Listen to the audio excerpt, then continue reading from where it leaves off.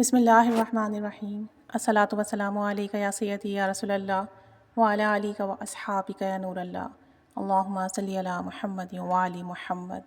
اللہ تعالیٰ سب پر رحمت کرم فضل کی نگاہ فرمائے، درود و سلام کی برکات عطا فرمائے۔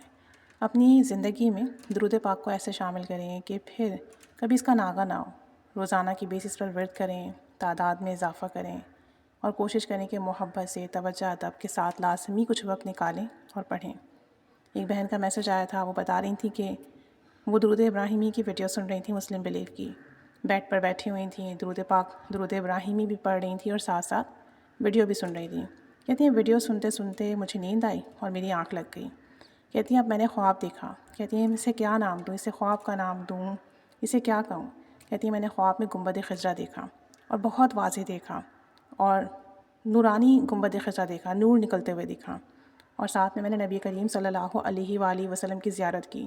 کہتی ہیں کہ میں آپ صلی اللہ علیہ وآلہ وسلم کے بہت قریب تھی اور میں خواب میں بھی جو ہوں ان کے مزید قریب ہو رہی ہوتی ہوں، مطلب نزدیک جا رہی ہوتی ہوں، اور میں خواب میں کہتی ہوں کہ مجھے یہ بات آپ ہی کو بتانا ہے۔ یعنی کہ وہ ویڈیو دیکھ رہی تھی ہماری، ویڈیو دیکھتے دیکھتے ہی ان کو نیند آ گئی اور ان کو خواب میں بھی یہی تھا کہ مجھے سب سے پہلے یہ جو بات ہے آپ ہی کو بتانا ہے، یعنی مجھے بتانا ہے۔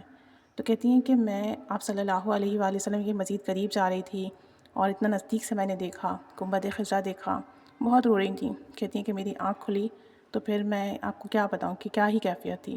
اور واقعی آپ درود پاک پڑھ رہے ہوں، کیفیت میں ہوں، پڑھتے پڑھتے سو جائیں اور پھر آپ کی ظاہری آنکھ تو بند ہو جائے لیکن باطنی آنکھ کھل جائے، آپ صلی اللہ علیہ وآلہ وسلم کا دیدار ہو جائے، تو کیا ہی بڑی بات ہے اور کتنی بڑی نعمت ہے۔ کیسے بڑھ کر بھی کوئی نعمت ہو سکتی ہے کہ آپ صلی اللہ علیہ وآلہ وسلم کا دیدار ہو، آپ انہیں اپنے سامنے دیکھیں، درود و سلام پڑھ رہے ہوں، کتنی بڑی خوش قسمتی ہے۔ درود شریف پڑھیے، درود شریف پڑھنے والوں پر نظر کرم ہوتی ہے، اور ایک پل لگتا ہے، نظر کرم ہو جائے نا تو پھر دیکھیں دنیا، دین، آخرت، زندگی، موت، ظاہر باطن سب سنور جاتا ہے۔ درود پاک کو کبھی نہیں چھوڑنا، ہمیشہ ہمیشہ ایسا ورد رکھنا ہے اور دوسروں کو بھی اسے پڑھنے کی دعوت دینی ہے۔ اللہ تعالیٰ ہم سب پر رحمت کی نگاہ فرمائے، آمین۔